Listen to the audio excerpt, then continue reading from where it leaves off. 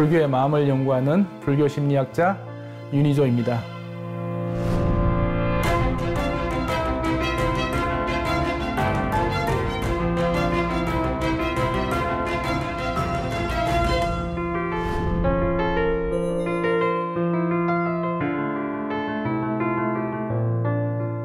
제 같은 경우에는 지난 학기가 제 연구년이었습니다. 그래서 작년에 대만에 있는 불광대학으로 방문학자로 가려고 초청장까지 다 받아놓은 상태에서 코로나 때문에 못 갔습니다.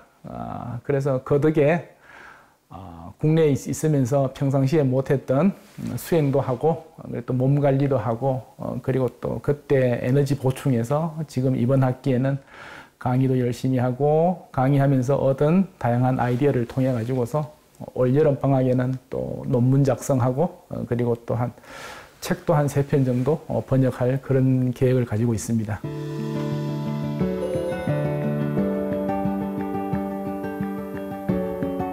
네, 제가 2015년도에 불교 상담학 전공 교수로 부임을 하게 되었습니다. 그때 처음 하면서 학생들의 요구가 불교 심리학 관련돼 가지고 볼 책들이 없다.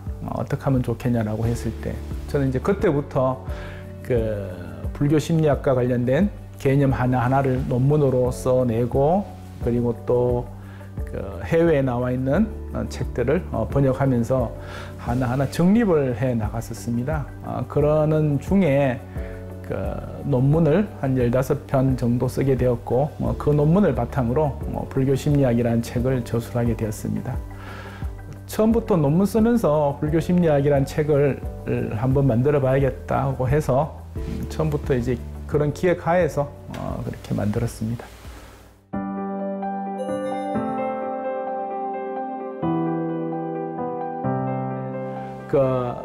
우리 학생들 같은 경우에 가장 많은 질문을 하는 게 뭐냐 그러면은 교수님 저는 불교도 모르고 심리학도 모르는데 불교 상담을 할 수 있을까요? 라고 하는 질문을 참 많이 합니다.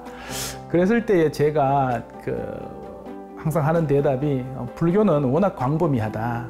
그런데 불교 상담을 하기 위해서는 불교 심리학이라고 하는 한 분야만 알면 된다. 그러면은 불교 상담을 시작할 수 있다라고 학생들을 그렇게 다독이면서 출발을 했습니다. 그러다 보니까는 불교 심리학이 뭔지를 밝히는 것은 이제 제 몫으로 돌아온 거죠. 그러면서 이제 불교 심리학을 연구하게 되었습니다. 그런데 이제 불교 심리학은 정의상 불교에서 마음을 주제로 하는 학문 이렇게 제가 정의를 하고 있습니다. 실질적으로 보면은 불교에서의 다양한 연구 영역 중에 마음이라고 하는 것이 가장 큰 영역이고 가장 중요한 영역인데 학생들 입장에서는 불교 심리학이라고 하는 영역만 한다라고 하니까는 안심이 많이 되는 것 같았습니다.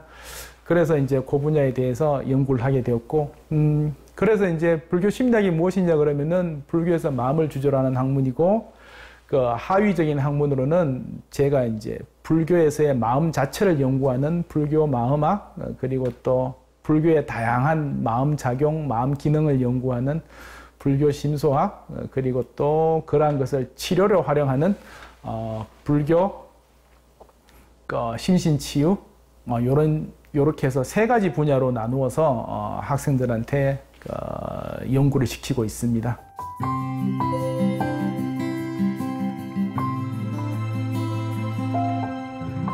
당연히 서양에서의 심리학, 서양에서의 상담이라고 그러면은 프로이트를 첫 번째로 합니다. 아마 서양 철학을 플라톤의 각주라고 한다고 그러면은 서양 심리학은 아마 프로이트의 각주라고 해도 될 만큼 그 사람의 영향력은 아주 지대하죠. 그래서 이제 제가 불교 심리학을 연구하면서도 제일 먼저 했던 것이 프로이트가 주제로 잡고 있던 자아의 문제 그리고 무의식의 문제 이것을 불교적으로 어떻게 바라볼 것인가 하는 그런 질문에서부터 시작을 했습니다. 그런데 연구를 하다 보니까는 불교 심리학과 서양 심리학의 대별되는 차이점을 한 3가지 정도로 볼 수 있겠더라고요. 제 같은 제일 먼저 첫 번째 차이점이 서양의 심리학은 일상적인 마음, 불교로 보면 이제 범부의 심리학이라고 할 수 있을 정도의 범위를 가지고 있습니다. 그런데 그 불교 심리학은 범부의 심리학 플러스 그거를 넘어서는 심리학, 성인의 심리학이죠.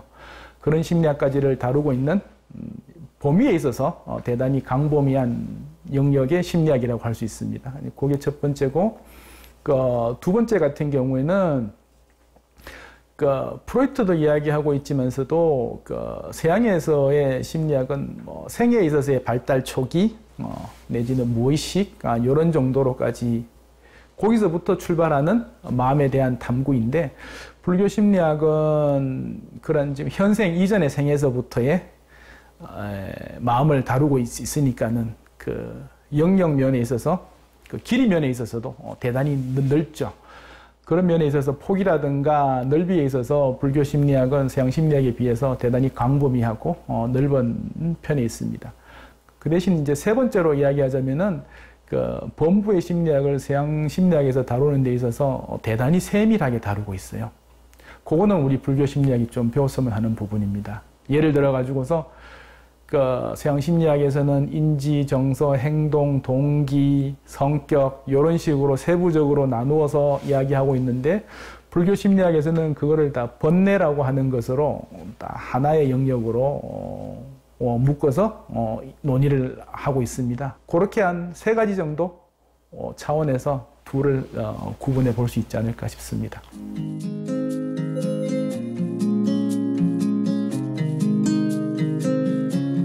지금 그 서양 심리학에서 보면은 그 제3동향이라고 해서 그거 이제 그 서구 심리학자들이 불교에 있어서의 마인드풀니스, 그 마음 챙김을 도입한 거를 이제 새로운 경향으로 해서 약한 30년 전부터 존 카bat-진 박사서부터 시작해서 그 불교에 그 다양한 기법들이 도입이 되고 있습니다. 근데 이제 저 같은 경우에는 그러한 것을 볼 때에 존 카bat-진 박사 같은 경우에는 널리 알리고자 하는 측면, 세계에 널리 알리고자 하는 측면이 있어가지고서 그런 종교적인 색채를 많이 뺐었는데, 그러다 보니까는 불교가 가질 수 있는 치유 효과를 좀 극대화하지 못한 측면들이 좀 많은 것 같아가지고 그게 조금 한편으로는 좀 안타까운 측면이었습니다. 만약에 불교의 종교적인 측면들을 그 속으로 자연스럽게 녹여낼 수 있었다면 훨씬 더 많은 치유 효과가 나오지 않았을까 싶고요. 그리고 또 지금 현재로는 마음 챙김이 조금 수동적인 측면이 있다라고 하면은 조금 더 적극적으로 우리가 과연 어떤 마음을 내야 될 것인가 라고 하는 것에다가 포커스를 맞추어서 자비와 관련되는 명상 치료들이 참 많이 이루어지고 있습니다. 그런 것들은 되게 고무적이라고 할 수 있고, 그것도 또한 제가 조금 전에 말씀드렸다시피 불교의 기본적인 개념들이 바탕이 되어서, 그러니까 상담자가 그거를 알고 난 다음에 하면 훨씬 더 많은 치유 효과가 있지 않을까 싶습니다. 그래서 이제 서양에서는 심리치료와 상담을 동요로 거의 보고 있습니다. 동요로 보고 있는데, 불교 심리학에서는 심리치료와 상담이 동요가 아니에요. 왜냐 그러면은 심리치료를 하는 방법 중에 하나로서 상담이 있고, 그것 이외에 부처님이 팔정도에서 제시하는 명상이라고 하는 방법, 견해를 새롭게 하는 방법, 행동을 어떻게 하느냐 하는 것, 그러니까 삶 전반에 있어서의 다양한 신구의 사업들이 다 심리치료의 기제로 이용되고 있기 때문에 서양 심리학에 비해서는 훨씬 더 폭넓은 방법론을 가지고 있죠. 그러한 측면들이 충분히 더 활용될 수 있다고 그러면은 기존의 서구 심리학이 가지고 있는, 서구의 심리치료가 가지고 있는 한계를 훨씬 더 넘어설 수 있는 그런 심리치료가 될 수 있지 않을까, 그렇게 생각합니다.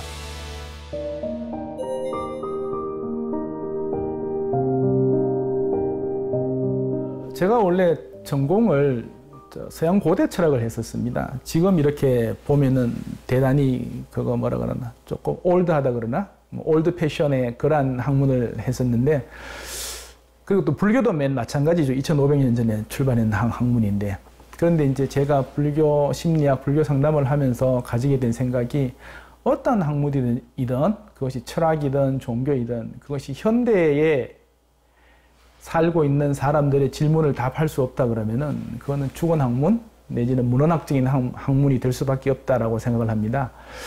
그래서 이제 그 불교 같은 경우에도 당연히 현대인과 소통을 해야 되고, 그리고 소통하기 때문에 지금 현재로도 가장 많은 신도가 있는 종교의 하나로서 자리매김을 하고 있는 겁니다.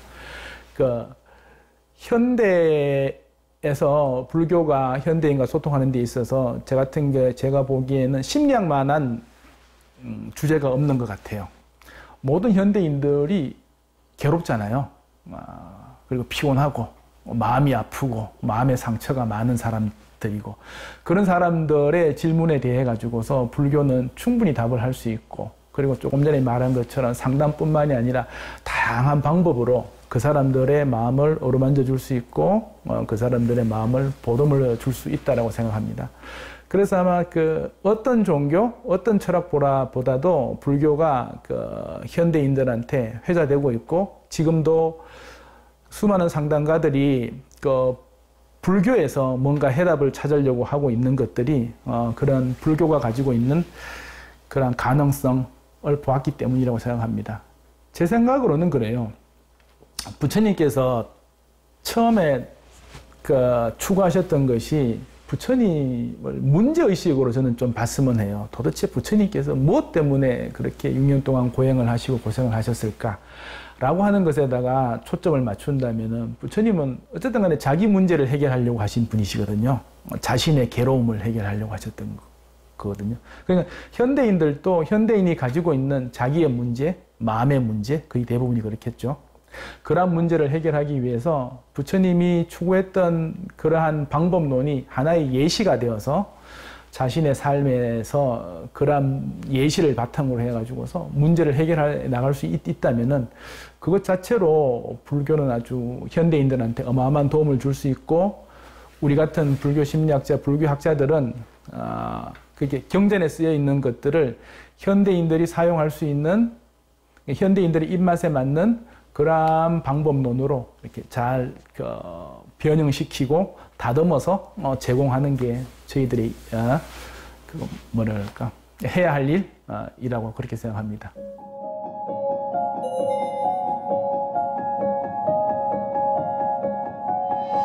저 같은 경우는 원래 그 자연계, 옛날에 이과라고 그러죠. 이과를 졸업을 해서 그냥 편하게 살 수 있고 그런 걸 추구했었는데, 그런데 이제 제 가까운 사람의 죽음을 경험하면서 그때부터 제가 철학에 관심을 가지기 시작했습니다. 그래서 그 이후에는 그래서 이제 대학에서도 이제 철학을 공부하게 되었고, 철학을 공부하면서 제가 3학년 2학기 때, 지금은 한국학중앙연구원에 계신 이종철 박사님이라고, 그 당시에는 이제 동경대학에서 갓 박사학위를 하고 오신 교수님이셨어요. 그때는 강사님이셨죠. 그분이 산스크리트로 된 원전을 강독을 하셨어요. 그때 저는 되게 충격이었어요. 계속 서구 철학만 접하다가 이런 식으로도 철학을 하는구나 라고 하는 걸 알게 되어가지고, 아마 그 교수님께서 아마 제가 다녔던 학교의 전임 교수님으로 계셨으면 아마 그때부터 제가 불교를 공부했을 겁니다. 그런데 그 당시 전임으로 계셨던 제 지도 교수셨던 이태수 교수님이 계셔가지고, 그때 그분 전공이 이제 플라톤, 아리스토텔레스라서 제가 그렇게 철학 중에서 이제 서양 고대 철학을 공부하게 되었죠. 제 같은 경우는 그때 아마 학부 때 제 지도 교수님한테 뭐 철학하는 방법이라든가 개념 짓는 방법 이런 것들을 다 배운 것 같아요. 그래서 이제 대학원에서도 서양 고대 철학을 공부하고 히라보를 공부하면서 항상 이제 의문이 들었던 게, 서양의 모든 철학은 탈레스라고 하는 사람으로부터 시작을 하는데, 탈레스 위에는 누가 있지? 라고 하는 게 항상 궁금했었는데, 제가 우연한 기회에 불교에 관심을 있었지만, 우리 학교로 와가지고서 불교 공부를 하면서 너무 기뻤던 게, 산스크리트를 그때 문법을 그때 접하게 됐었어요. 학부 때 처음 보긴 했었지만 산스크리트 문법을 접하면서 그때 너무 기뻤던 게, 히라보 문법이랑 너무 같은 거예요. 그래서 제가 한 일주일 만에 산스크리트 문법을 다 했어요. 제가 그래가지고서 인도 유로피안 어족이란 말이 달래 나온 말이 아니구나. 그리고 또 그 탈레스 이전에 그 역사들이 이러한 인도, 불교 이런 데 다 있구나라고 하는 걸 알고서 어마어마한 그 희열감을 느꼈었죠. 그리고서는 제가 우리 학교에서 석사 박사 과정을 졸업을 하면서 그 공부하는 방법은 제가 철학을 하면서 일정 부분 터득한 게 있으니까는 제 스스로 공부를 해 나가면서 너무 기뻤고 너무 재밌었고 불교 공부를 하는데 마치 막 그 예전에 한번 한 듯한 공부 있죠. 너무 쉽게 너무 자연스럽게 이게 막 스며들었던 것 같아요. 그래서 이제 제 전공이 그 불교에서 실제와 언어적 표현의 문제라 그래서 중간 사상이 전공인데 그 되게 어려운 거예요. 불교 학자들한테서도 되게 어렵고 난해한 논리인데 그 당시 제가 박사학위 논문을 쓸 때는 그게 제일 쉽더라고. 제가 철학을 공부해 놓으니까는 그래서 그 논리가 제일 쉬워서 그걸로 썼고 그 이후로는 그 제가 이제 불교학을 했으니까 뭐 이걸로 이제 계속 연구하면 되겠다 싶었는데 부처님이 가만 안 놔두시더라고요. 저를 이렇게 불교 상담학 전공으로 발령을 내고 나니까는 그때부터는 제 전공뿐만이 아니라 어쨌든 간에 불교 심리학, 불교 상담 관련되는 것들을 해야 되지 않습니까? 그래서 저 같은 경우에는 불교 심리학이라는 분야를 새롭게 개척을 한 거죠. 제가 이제 뭐 개념서부터 만들기 시작했으니까 체계도 만들기 시작했고. 그런데 그게 저한테는 되게 좋았었어요. 지적 희열감도 있었고. 남들이 아직까지 해보지 않은 학문을 만들어 나간다라고 하는 측면에 있어서 대단히 기뻤었던 것 같아요. 그래서 이제 지금까지 계속 그러한 작업을 해오고 있습니다.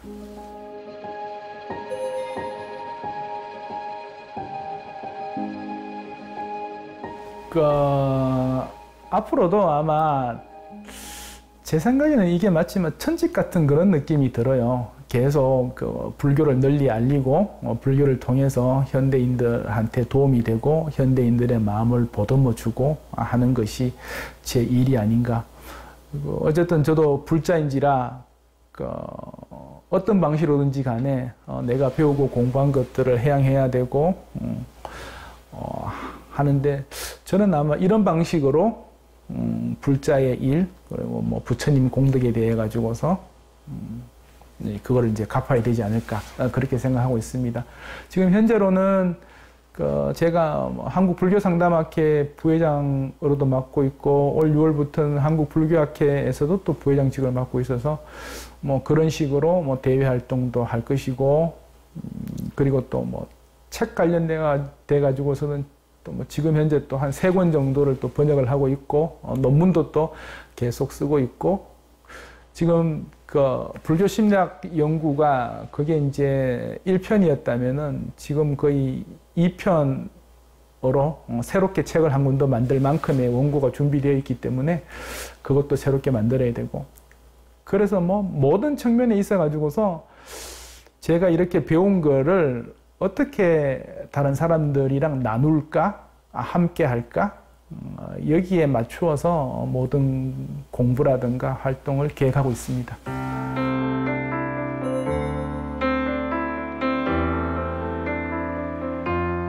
저 같은 경우에는 제가 가능하면 아침에 일어나서 경전을 읽으려고 해요. 경전을 읽고 그리고 또 그리고 또 저녁에는 꼭 수행을 하고 그런 식의 삶에 있어서의 그렇게 수행하는 그러한 삶, 그러한 삶을 저 같은 경우는 조금 좀 추천하지 않나 싶어요. 제 같은 경우는 왜 이렇게 경전과 수행이라고 하는 두 측면을 이야기하냐 그러면은 요게 저건 이제 뭐 불교학적인 관점도 관점이지만 제가 불교 심리학을 하니까는 불교 심리학에 있어서의 그 가장 중요한 치유 기제가 마음의 폭을 넓히는 것, 그게 가장 큰 거고 그런 데 있어 가지고서는 부처님 경전 읽는 것만큼 좋은 게 없는 것 같더라고요. 다른 사람들한테 이야기 듣고 법문 듣고 하는 것도 좋은데 그러면은 마치 이게 내가 상대편이 이야기한 것 같아가지고 잘 안 받아들여요.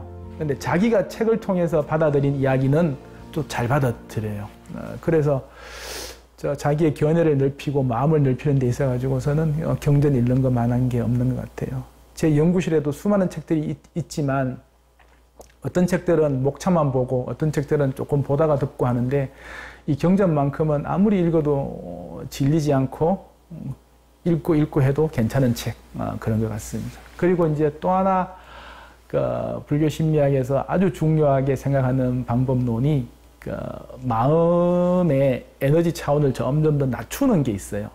그렇게 되면은 내 마음속에 있던 장애들이 이렇게 드러나요. 이렇게 갭 차이로 인해 가지고서.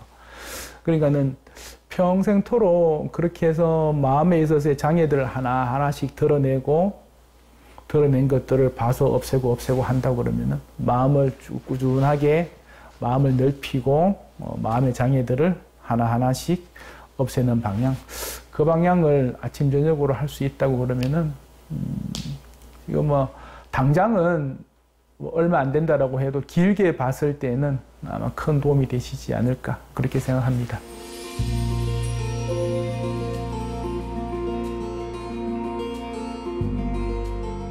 저는 뭐 딱히 그런 건 없는데 그때그때마다 저는 경전이 통째로 다 저한테 다 그런 역할을 해왔습니다. 근데 굳이 하나를 들라고 그러면은 부처님께서 열반하실 때 자등명, 법등명을 말씀하셨는데 그 중에서 자등명을 좀 풀어놓은 듯한 경전이 있어요. 안구따라 니까에 나오는 깔라마 숫다, 깔라마경이라고 하는 경에 나오는데 그거는 부처님의 자유선언이라고 불리는 경이에요. 그 안에 보면은 이제 내용이 부처님께서 깔라마 사람들을 모아놓고서 내가 스승이라고 해서 어디서 높은 사람이 들은 거라고 해서 어디에 쓰여 있다라고 해서 그 말을 따르지 말고 너 스스로 찾아보고 그것이 너한테 유익이 되거든 그때 따르라 라고 하는 말씀이 있으세요. 부처님 같은 분이시면은 뭐 자기 말을 따르라고 할 법도 한데 부처님께서 너 스스로 한번 해보고서 그 말이 맞거든 그때 따르라 라고 하신 게 인간에 있어서의 뭐 지성이라든가 이성에 대한 엄청난 자유를 부여한 그러한 경전 구절이 아닌가 싶어요. 그래서 이제 이 경전 구절은 내 스스로도 경책으로 삼는 경전 구절인 거고 그리고 학생들한테도 많이 이야기해주고 하는 그런 구절입니다.